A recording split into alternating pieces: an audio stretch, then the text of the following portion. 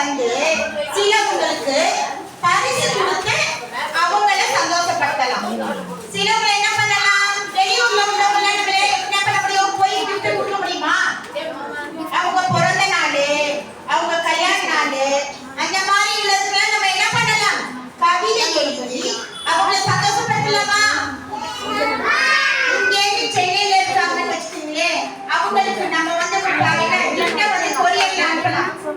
ஆனா அவங்க வந்து இப்ப எனக்கு போன் பண்றாங்க, இன்னைக்கு அவங்களுக்கு கல்யாண நாள், அவங்களுக்கு பிறந்த நாள் சொல்லிட்டு எனக்கு கால் பண்றாங்க.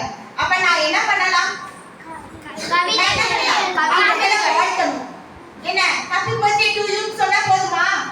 இனிய பிறந்த நாள் வாழ்த்துக்கள், இனிய திருமண நாள் வாழ்த்துக்கள் சொன்னா போதுமா? அவங்கள சந்தோஷப்படுத்தணும்னா அவங்கள பத்தி 2 வரிகள் கவிதையா கொடுக்கும்போது அவங்க சந்தோஷப்படுவாங்களா, பட மாட்டாங்களா? நீங்க எல்லாம் உங்களோட கான்வெகேஷன் டே அன்னைக்கு உங்களோட பாட்டோட வரும்போது நீங்க சந்தோஷப்படுறீங்களா? அதுல உங்களை பத்தி கவிதை எல்லாம் வரும்ல, அப்ப நீங்க சந்தோஷப்படுவீங்களா, பட மாட்டீங்களா? அதே மாதிரி நம்ம மீனாட்சி மேம சந்தோஷப்படுத்தணுமா?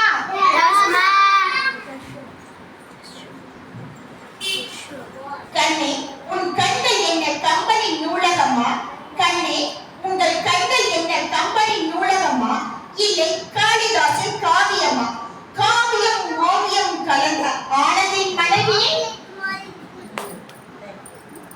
இன்பத்தை கூட்டி துன்பத்தை கழித்து அன்பினை பெருக்கி வன்மையை வகுத்தவள் யாரோ, இவள் யாரோ?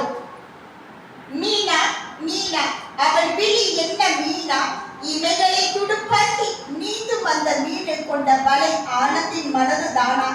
ஸ்ரீநிதியின் தாய் மீனா, கல்லை கடிப்பது கடினம், கணக்கை தீர்ப்பது சுலபம் என்று கணிதத்தை மாணவர்களுக்கு கற்கண்டு கணிதமாக்கி நல்லாசிரியர் விருது பெற்ற திருமதி மீனாட்சி ஆனந்த் அவர்களை ஆரோக்கிய கிட்ஸ் பள்ளி சார்பாக